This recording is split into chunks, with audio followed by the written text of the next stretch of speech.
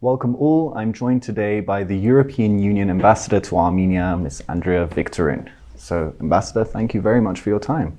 Pleasure to be here. I want to start off by talking about this EU civilian mission to Armenia, which gained a lot of attention. Obviously, there are heightened expectations about this mission, but it's made up of contingents from numerous countries. It has a 2-year mandate, which some analysts believe may even one day be extended.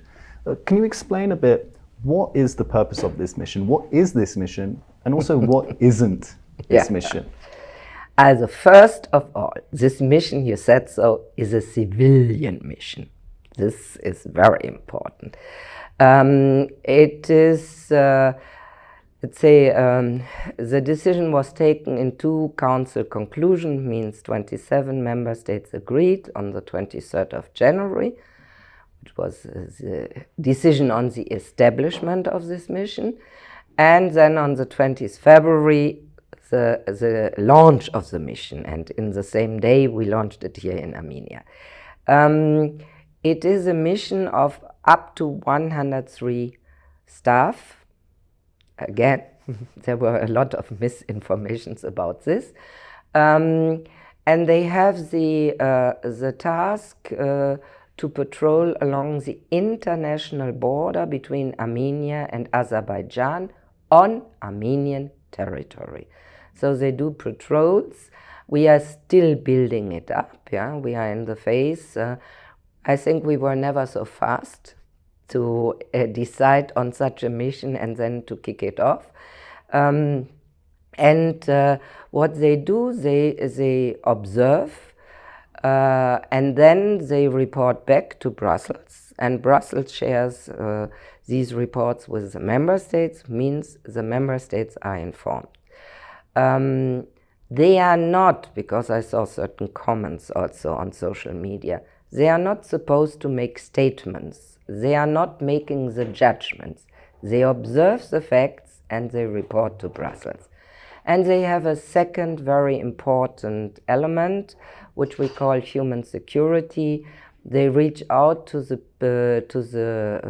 population in the border villages to get in contact with them, to hear their concerns, to see how their situation is security-wise, health-wise, environmental issues. In the end, the objective is to contribute to reduce tensions and to help to find a sustainable solution in the conflict between Armenia and Azerbaijan.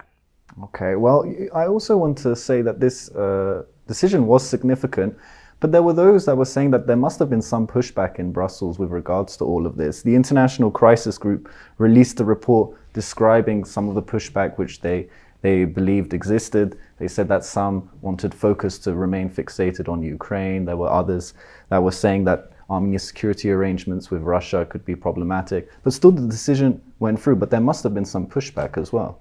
You see, if you take a decision and you have 27 member states, there are discussions. That's a totally normal process. The discussions within the Council are confidential. So I think really we should see the result. The result is all member states of the European Union took the decision to build up this mission, and it is a sign of the engagement of the European Union and the member states really to help to find a sustainable solution, peace, stability, prosperity in this region. Okay, and some believe that the mission would have more success in averting violence between Armenia and Azerbaijan if there was a mission deployed to the Azerbaijani side of the border as well. What is Brussels' position with regards to this? Does it still desire this? Is there anything being done on this front? We have been from the beginning very transparent, and there were discussions and information for the Azerbaijani side. So far, Azerbaijan is not interested to have the mission on Azerbaijani territory, but if this changes, I think there's a possibility to consider. We want really to understand this also as as a step forward to create an environment that, let's say, a solution can be found between Armenia and Azerbaijan. So, and we were transparent from the beginning, and there are contacts also with Azerbaijan on this. And you know, the EU civilian mission is deployed in Armenia. At the same time, there are Russian actors deployed within Armenia. There is the Russian Border Guard Corps, for example. These two entities, which we have to admit relations are quite frosty at the moment, are deployed in the same geographic area. Both the EU and Russia also act as mediators between Armenia and Azerbaijan to an extent. In your opinion, is there any room for the two powers to cooperate or coexist in a way that will ensure Armenia's security? Is there any space for this, in your opinion?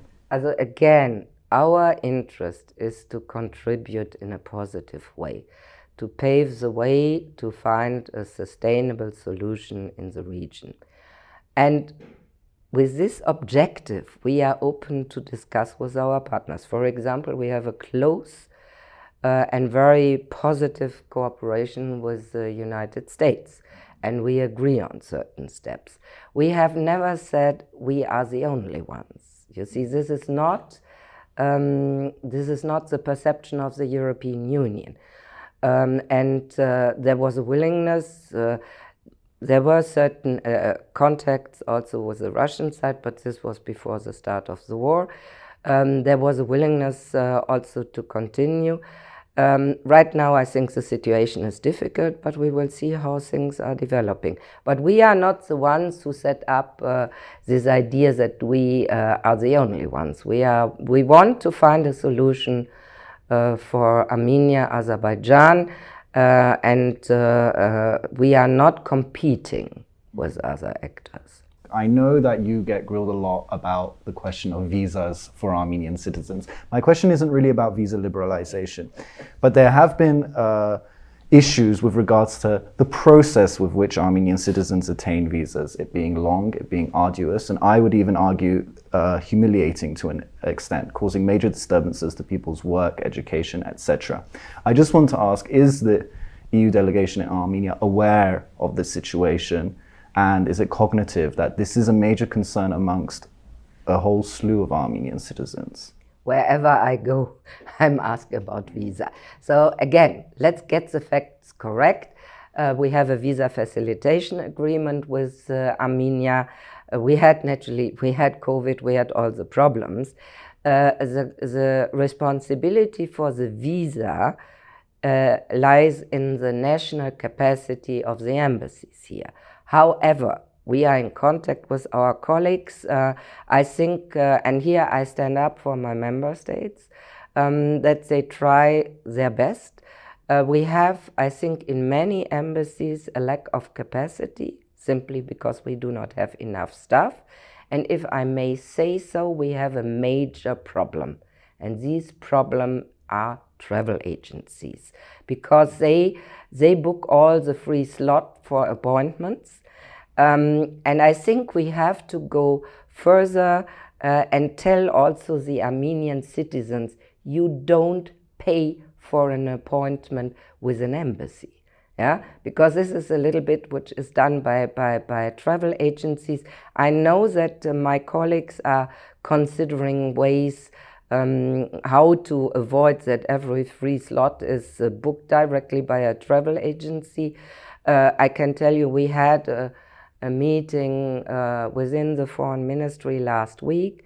We discussed the issue, and you see, I was once the German ambassador. I know on the other side of the table how pressing the issue is also for the colleagues who are working in the embassies.